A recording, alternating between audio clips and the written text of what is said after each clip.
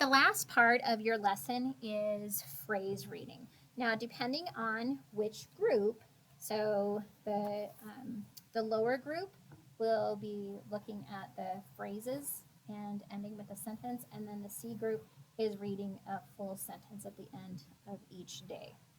So, depending on which group you're working with, you'll pass out this paper or this paper to each student and then collect at the end. So I'm going to demonstrate with this first one, and you'll just do that group or that day's words and phrases. So you'll read the directions. You're going to practice reading phrases and sentences. So I've passed out the, I will show you how. So on this one, you'll model first. A red cap, and then you'll have students. So I modeled, then we can echo. Red. Have them echo it. Red. My turn. Red cap. Your turn. Red cap. And then we can practice choral reading it, everybody together. Red cap. And then you could go around and have students do some individual practice, and you could listen into each student practicing reading, making sure that they are pointing to each word, following along with their finger one-to-one correspondence. And then you can kind of take note of this on your tracker as well.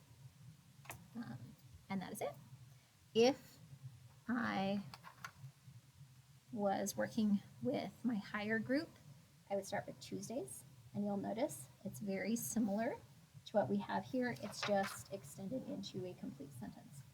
So you would model a red cap, a red cap and a red cap and a red cap and a mat. And so what it is, it's just building on one word each time into a complete sentence.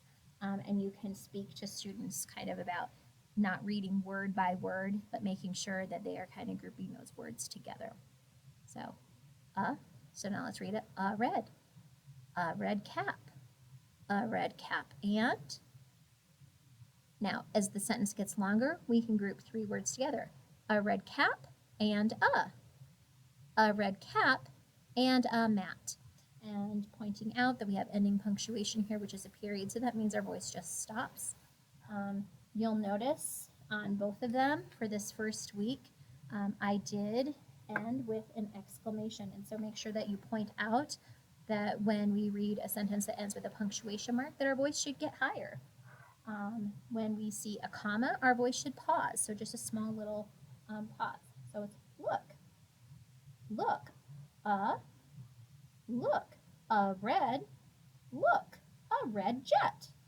And just pointing out how our voice inflection goes up. And it's the exact same one on Friday for both groups.